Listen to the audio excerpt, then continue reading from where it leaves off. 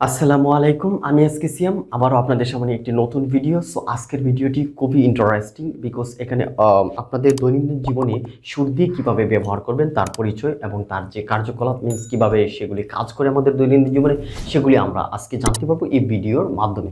So বন্ধুরা, তাহলে শুরু করি। আমরা হোয়াইট বোর্ডের মাধ্যমে দেখতে পাচ্ছি শুড অর্থ হচ্ছে করা উচিত। আসলে শুড কোন ধরনের কাজগুলির ক্ষেত্রে করা উচিত বলা হয় এবং দৈনন্দিন জীবনে কোন ধরনের সেন্টেন্স তৈরি করে থাকে আজকে শুডের পরিচয় সম্পর্কে আমরা জানতে পারবো এই ভিডিওতে। সো বন্ধুরা, তাহলে ধৈর্য সহকারে দেখুন। তাহলে আমরা প্রথমে দেখতে পাচ্ছি যে শুড অর্থ হচ্ছে কি করা উচিত। ওকে, সো আমরা করা উচিত সেন্টেন্সগুলি কীরকম হতে পারে। ফর এক্সাম্পল, আমি আপনাদেরকে 5-6টা সেন্টেন্স দিয়ে বুঝিয়ে দিব, ঠিক আপনাদের একটি আইডিয়া চলে আসবে। 1 নম্বর, সো আমরা এই ধরনের সেন্টেন্স বলতে পারবো, আমার করা উচিত, আমার যাওয়া উচিত, আমার বোঝা উচিত, আমার শেখা উচিত, আমার দেখা উচিত, তোমার বসা উচিত, তোমার পড়াশোনা করা উচিত, তোমার ভালো রেজাল্ট করা উচিত, তোমার কি প্রতিদিন তোমার মা বাবার কথা মানা কি উচিত। সো আমরা লং সেন্টেন্স এবং শর্ট সেন্টেন্স থেকে শুরু করে আমরা লং সেন্টেন্স পর্যন্ত কি শুড দিয়ে ব্যবহার করতে পারবো। তাহলে বন্ধুরা বুঝতে পেরেছেন যে 1 নম্বর রুলসটি কত ইম্পর্টেন্ট। সো দ্বিতীয় নম্বরে আমরা 6 ধরনের সাধারণত এই ধরনের সেন্টেন্স হয়ে থাকে শুড দিয়ে।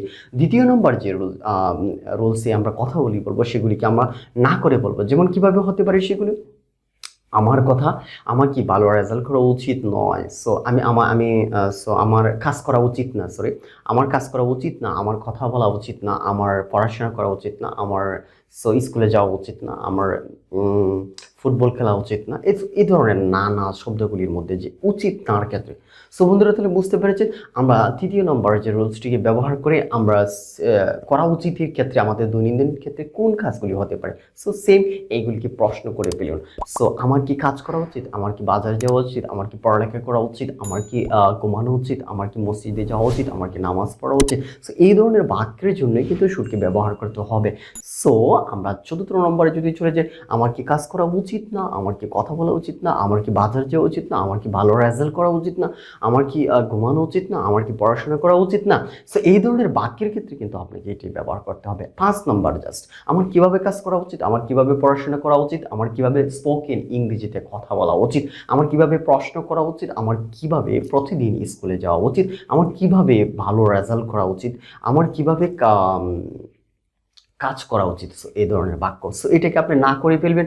আমার কিভাবে কাজ করা উচিত না, আমার কিভাবে পড়াশোনা করা উচিত না, আমার কিভাবে দেখাশোনা করা উচিত না, আমার কিভাবে ঘুমানো উচিত না, আমার কিভাবে কথা বলা উচিত না, এই ধরনের উচিত না শব্দটাকে আপনি ব্যবহার করতে পারেন।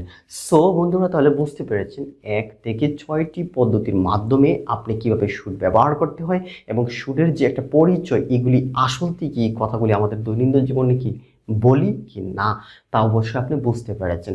সো তাহলে আপনাদের শুধু হচ্ছে যে এই শুডের ইম্পর্টেন্ট রিলেটেড আমরা খণ্ডভাবে আপনাদের বোঝার জন্য, প্র্যাকটিস করার জন্য কিভাবে করতে হয় সেই ধরনের আরও কয়েকটি ভিডিও আপনাদের জন্য নিয়ে আসব। তাহলে শুরু থেকে এখন পর্যন্ত যারা এই শুড সম্পর্কে জানতে পেরেছেন এবং শুড আসলে আমাদের দৈনন্দিন জীবনে কাজে লাগে তা বুঝতে পেরেছেন, তারা কিন্তু অবশ্যই রিলেটেড ভিডিও চান, তো তারা অবশ্যই লাইক কমেন্ট শেয়ার করতে ভুলবেন না। আর এই ধরনের নতুন নতুন রিলেটেড ভিডিও পাওয়ার জন্য সাবস্ক্রাইব করতে বলবেন না। ভালো থাকবেন, সুস্থ থাকবেন, এই কামনায় আমি বিদায় নিচ্ছি। সিয়াম, আল্লাহ হাফেজ।